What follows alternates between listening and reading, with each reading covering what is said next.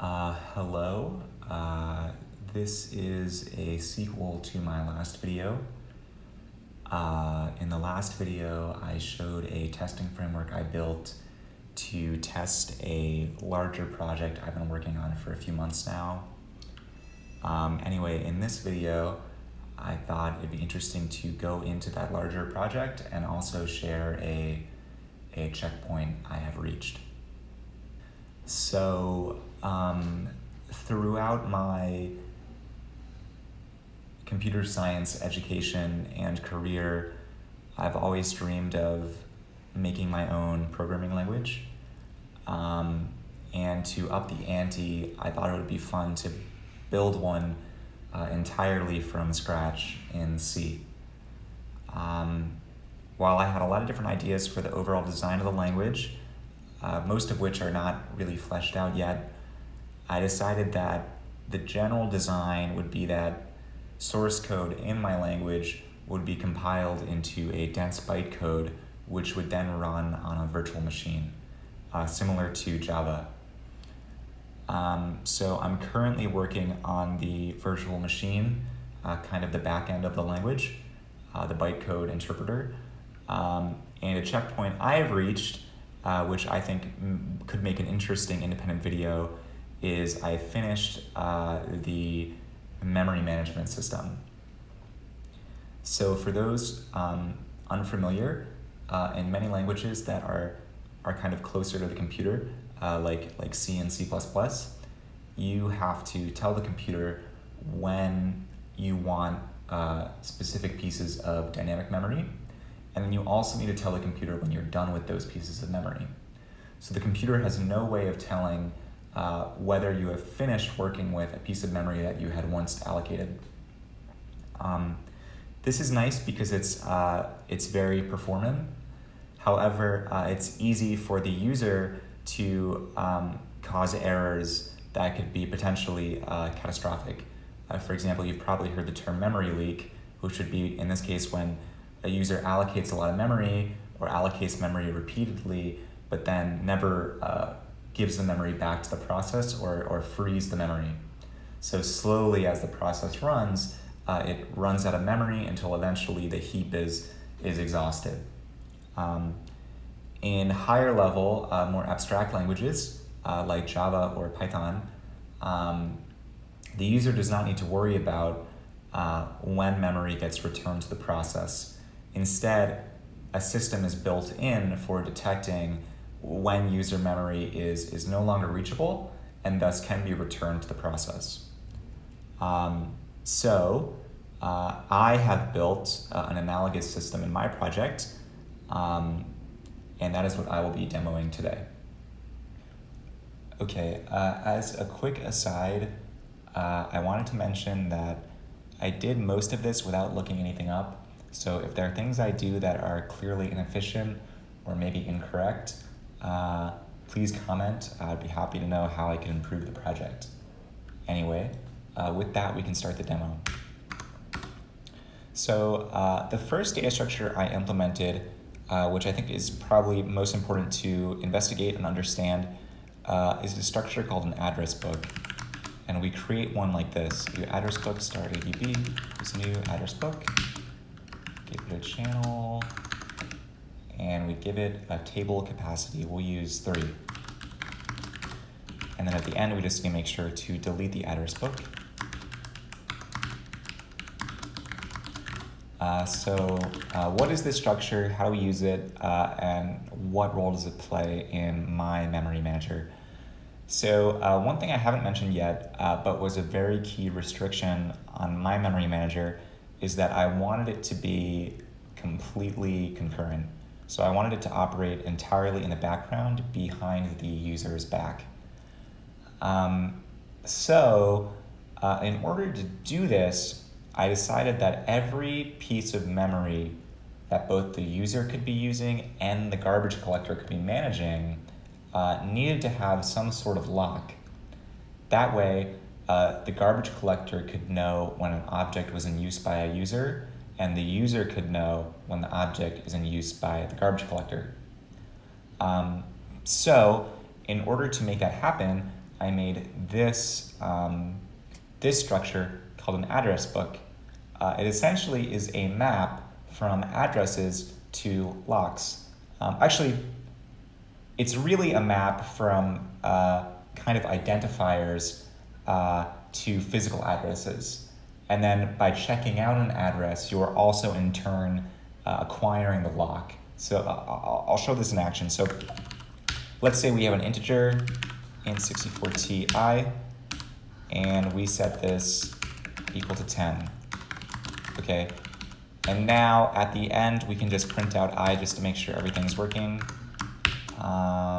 Let's do value of I, and we'll do %d. And let's run this to make sure we are getting the correct value. So value of I is 10. Okay, now let's say we want to place a reference to I in the address book so that it could be used by the garbage collector or the user, right? So in order to do that, what we do is we do adb put, and we give it the address we're putting, or sorry, we give it the address book, then we give it the address that we want to put into the address book. So in this case, we want a reference to the integer I, so we do and I. Okay, what this will return is kind of an identifier we can use, or a key we can use to get out this address again and to acquire the lock on the I. And this is going to be called an address book VATR, or a virtual address. So now if we want to acquire the lock on I, what we can do is we can do adb get read. We'll give it the address book, and we'll give it the virtual address.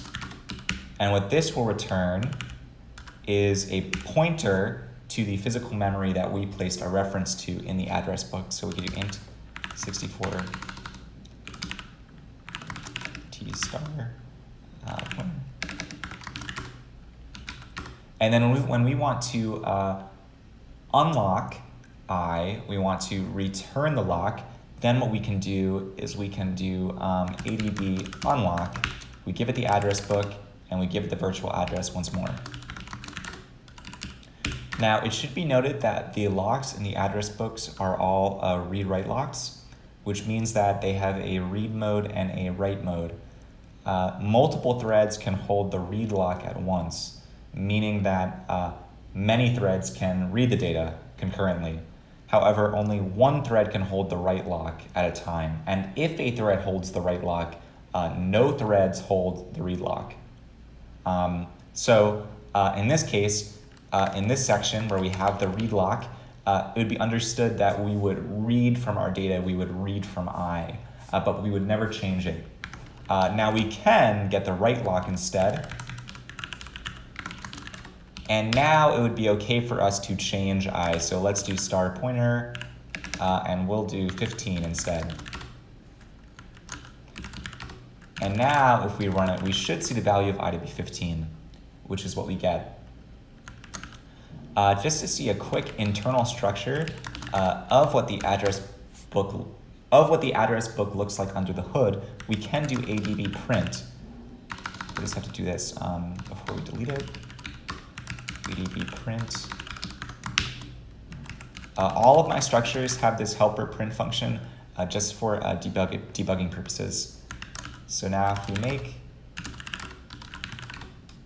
we can see that it gives us a lot of information here, but the main part that's important is where it says allocated and lists a physical address. So that is the address of the integer I that we stored in the address book. It is allocated, and it has a cell number 2.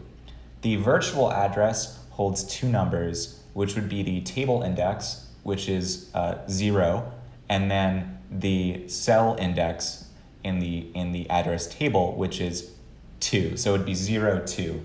That's a little bit confusing, but it's not really that important. I just wanted to show you a general demo of the structure of the address book.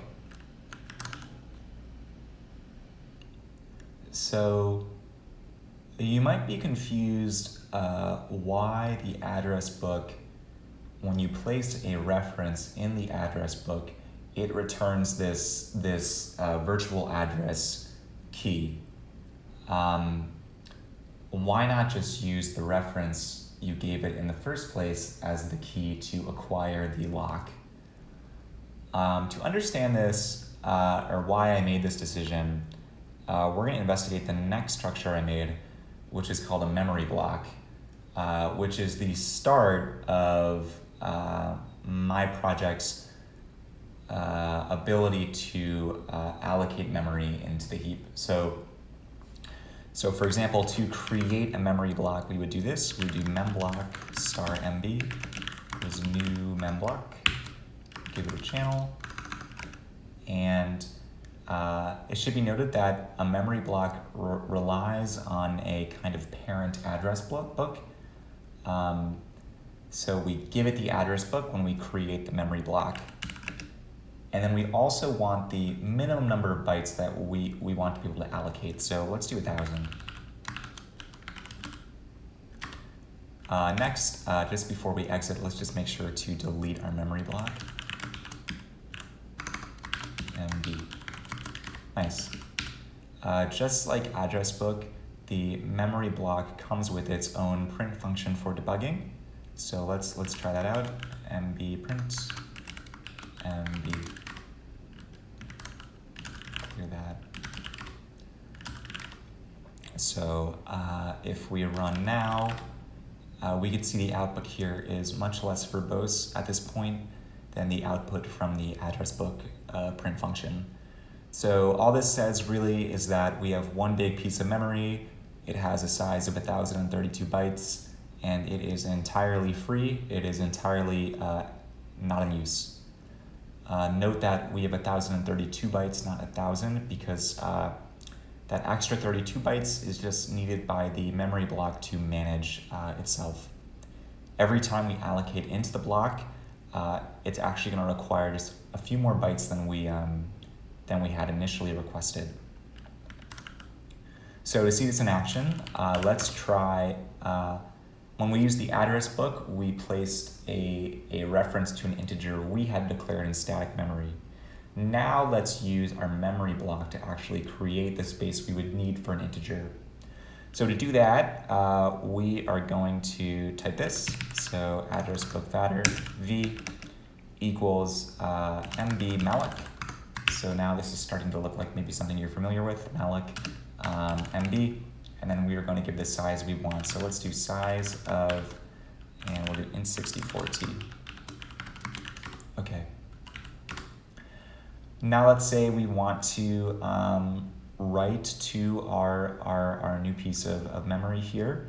What we would do, similar to before, we're going to do int64t star pointer is going to equal address book get write adb, and we give it the virtual address. Now let's write a value, let's say 5. And then we could, just as before, we're going to unlock adb unlock v. If we run this now, we can see that our originally 1,032 byte free block is now a 992 byte free block, and a 40 byte piece has been sliced off and allocated. That piece corresponds to the integer we just allocated, and it actually even says the virtual address, which is going to be 02. To confirm everything is working as expected, let's make sure that if we get our read address out and we read from our memory block, that we do in fact get 5. So let's try that out. We'll say pointer equals adb get read. Again, when we're done, we are going to unlock. And now let's print this out. Let's say integer value %d. And we're going to dereference our pointer and will no longer print out the memory block. Okay, so let's try this again. Make clear. Okay, so we can see that we wrote our 5 using the address book and the memory block. Then we got the physical reference from the address book afterwards. We read from it, and we did in fact get 5. So this is looking good. Although none of this answers the original question, which is why do we even have these identifiers in the first place? Why do we have these virtual address keys? And for that, we're going to investigate a common problem in dynamic memory management, which is the following. So let's say I don't allocate a single integer, but instead I allocate, 10. So let's try that out, and we'll make an array of virtual addresses this time. Let's comment this all out. And we can uncomment that. So, okay, so let's make that array. So that would be like this: address book vatter vs10. Okay. Now we're just gonna loop 10 times, allocate 10 integers.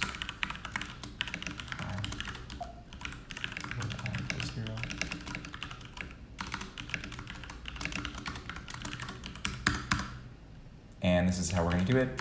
Just like before, vsi equals mb malloc, mb size of uint64t. Actually, let's make this, it doesn't really matter, but we'll make this a signed integer. Anyway, if we run now,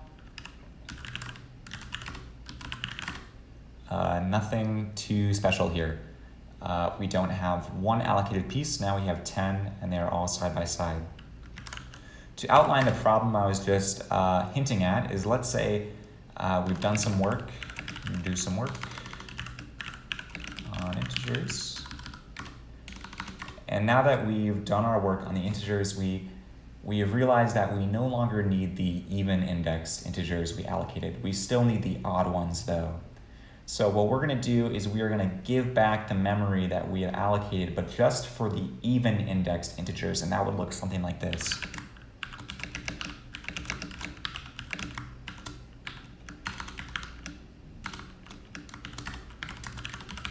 So now, just like there is a malloc call, there's also a free call, mb free. We give it the memory block, and we also give it the virtual address, I. Okay. Now this is when things start to get funky, so let's see what this looks like. All right, now the output's getting a little bit more verbose. Note that every line that is followed by the lines that say prev and next, that is just debugging information which outlines the structure of what's known as the free list, which is a chain of unallocated pieces of memory. We can see, though, that the real important part here is that free and allocated pieces of memory alternate. So there's a 40-byte piece of free memory, then a 40-byte piece of allocated memory, 40-byte piece of free memory, 40-byte piece of allocated, and so on. And at the bottom, we have a 632-byte piece of free memory. But let's say we wanted to allocate maybe a large array with a total size of 700 bytes. If we wanted to allocate into this block, note that my memory block structure is fixed in size, so it won't expand. The call would fail because there is no 700 size piece of memory that we can allocate into. This is annoying because there is 700 bytes of free memory. It's not back to back, it's not contiguous, right? So this would be known as fragmented. This is a problem of fragmentation. Lucky for us though, my memory block will, if you tell it to, will actually move memory around to solve this problem.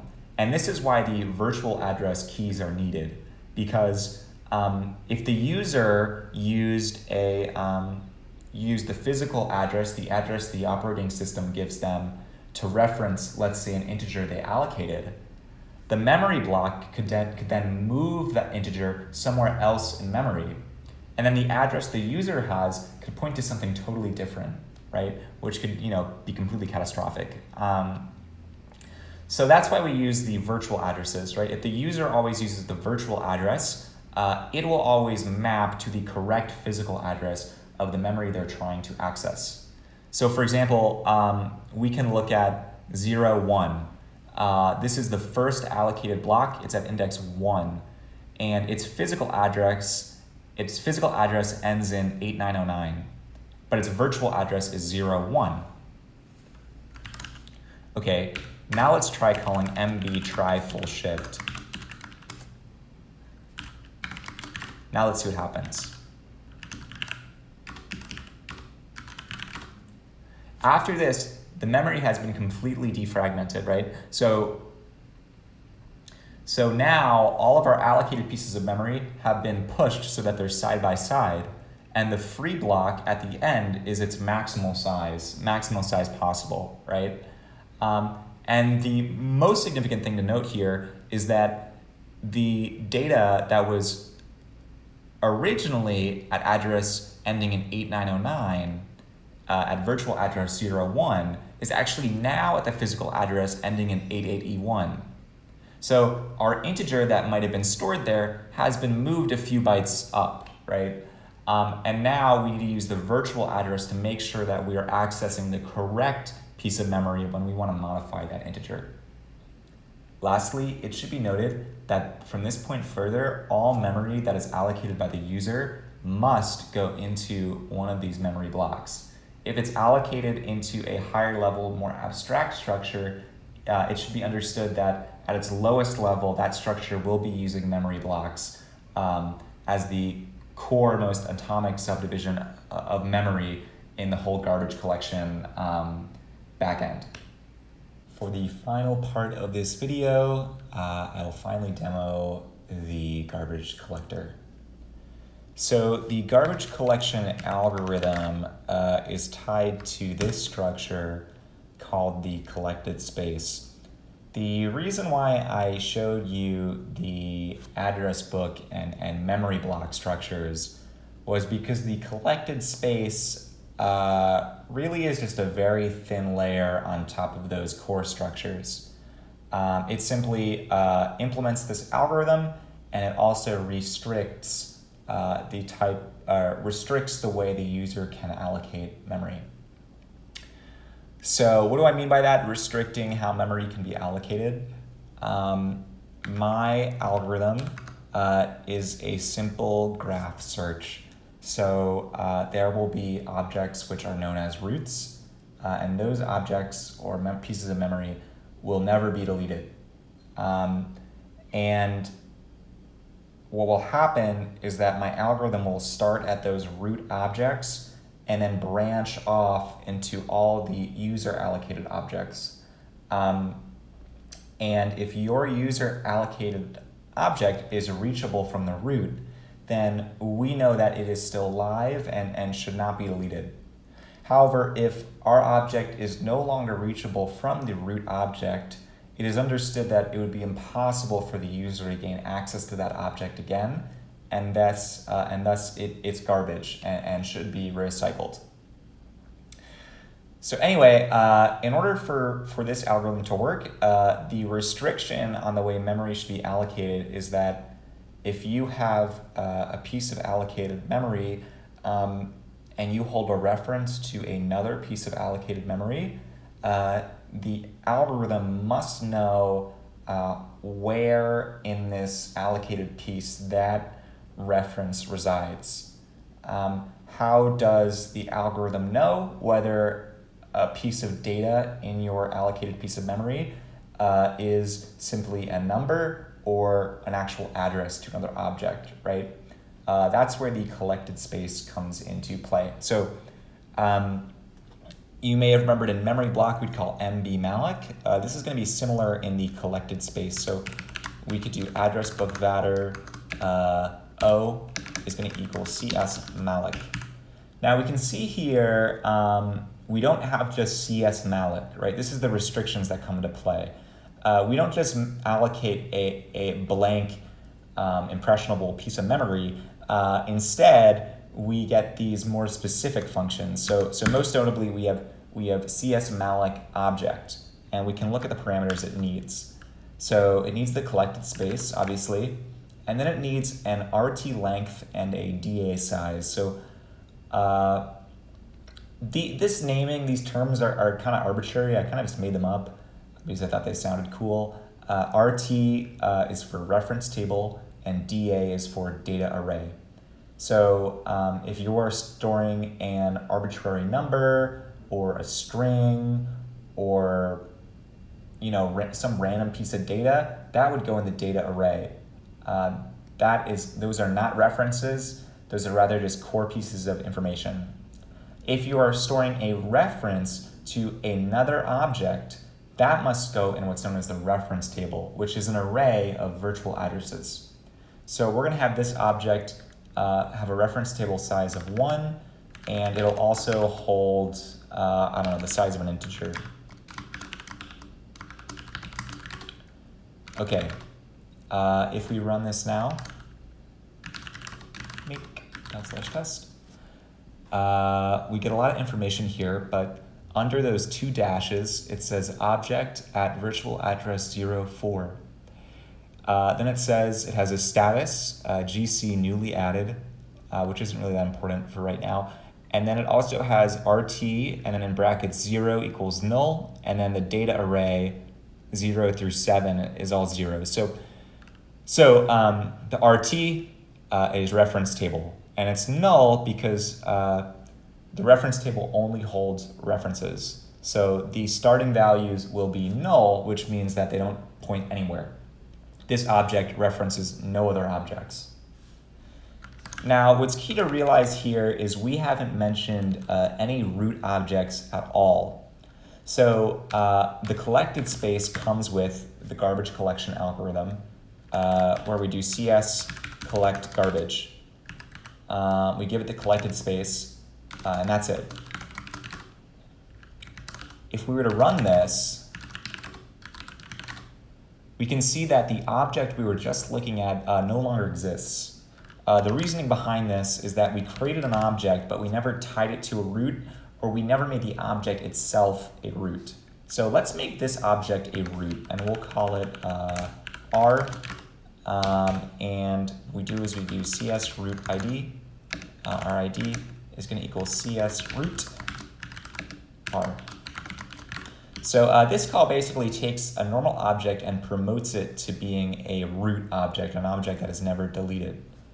Now, if we still keep this call to collect garbage,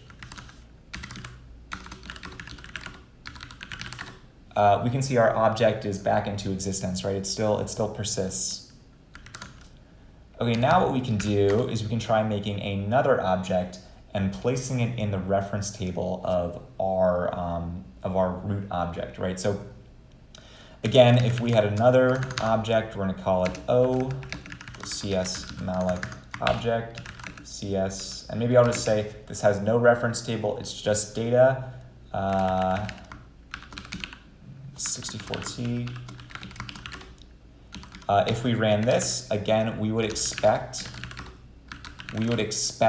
that, yeah, so even though we just made this new object O, because we are still running garbage collection and we never pointed the root object to our new object O, we can see when we print out the data, our new object actually was deleted, so we never even really got to see it.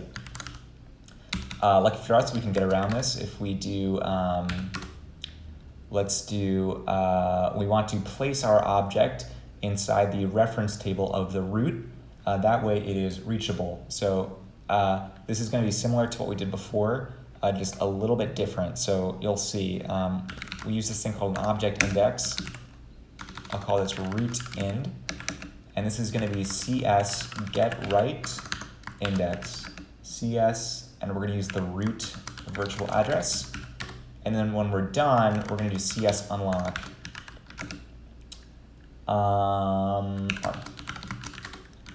So this call really is just a wrapper for the address book get right that we saw earlier.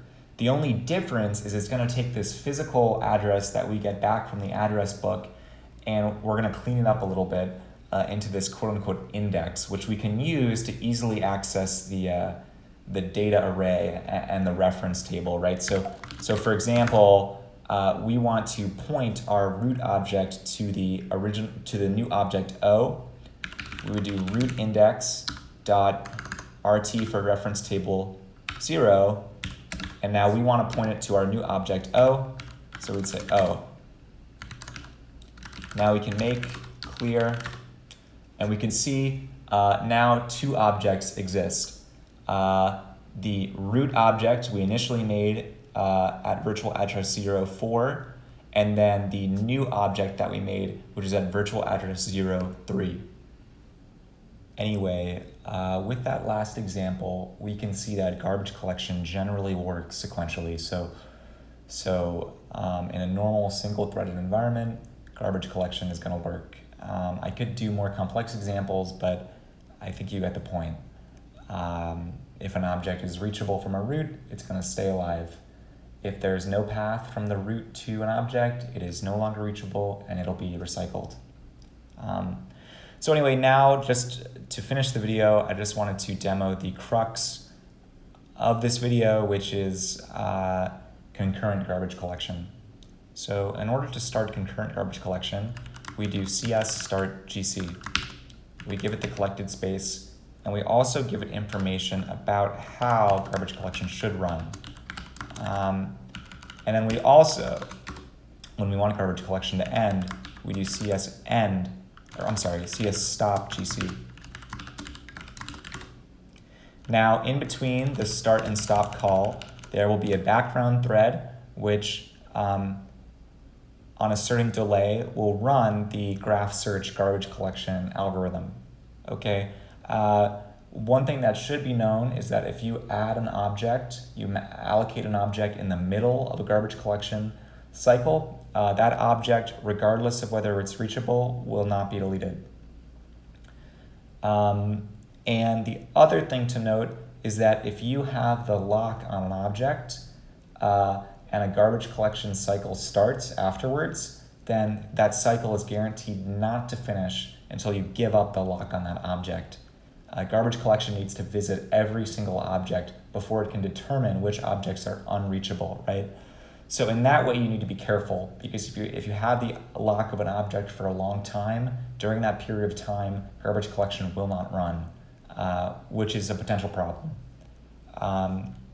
Anyway, we can see these ideas in action. So for example, let's say I did address book vatter v equals cs malloc object, just like we did before. Okay, now this time, this would actually be error prone. Like, if I did this.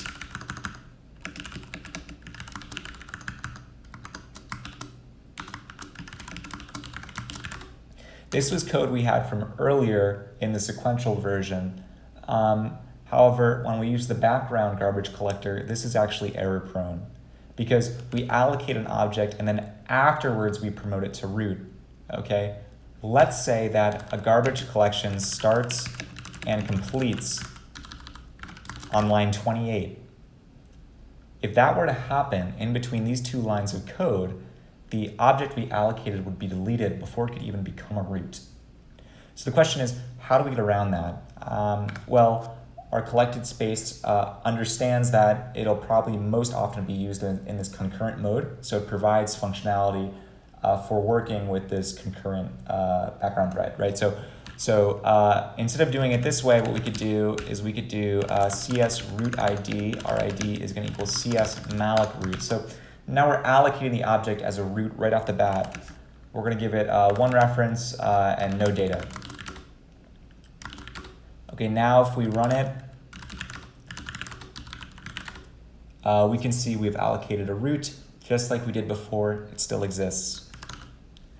But then this raises another problem, right? Because now, what if I want to allocate objects which are not root objects? Wouldn't they always be subject to deletion? And the answer is kind of yes and no, and we're going to take advantage of some of the characteristics of the background thread I mentioned earlier.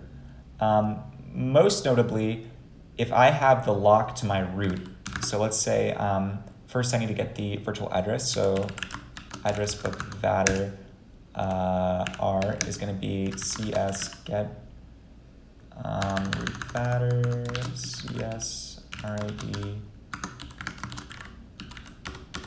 Okay, so what we're going to do before we allocate any objects, we're going to make sure that we have the lock on an object which is reachable. So we'll do cs get right. Oh, let me do object index ind. I'll do root and it's going to equal cs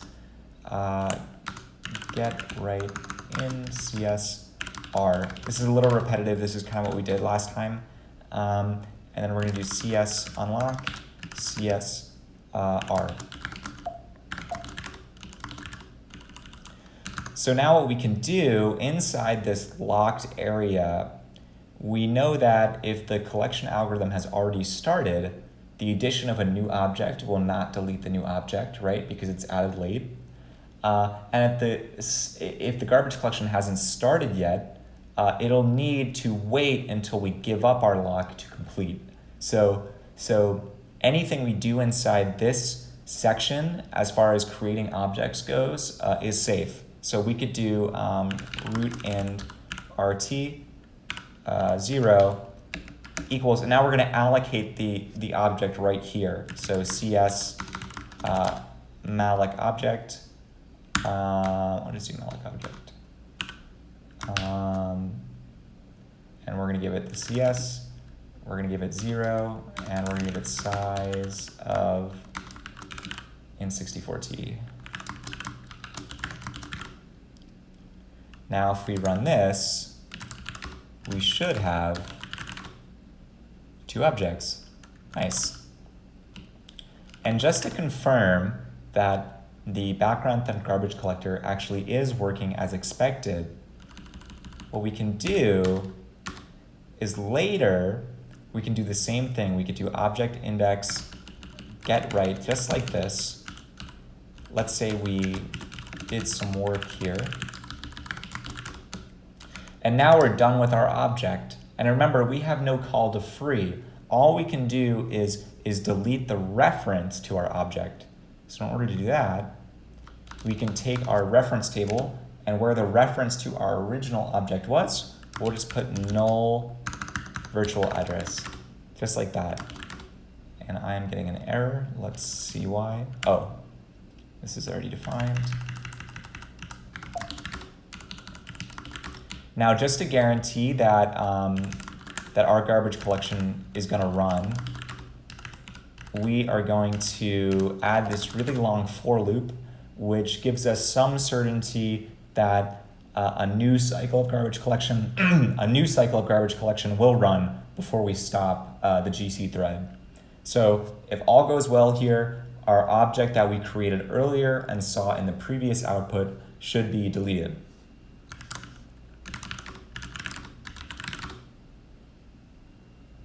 And there we go. There was a pause because of that long for loop, but this object we created and then just deleted the reference to, now the memory itself has actually been recycled without us needing to call free or doing any sort of manual memory management, all in the background. Anyway, that concludes all the demos I wanted to show in this video. I know it was a long one. Thanks for watching.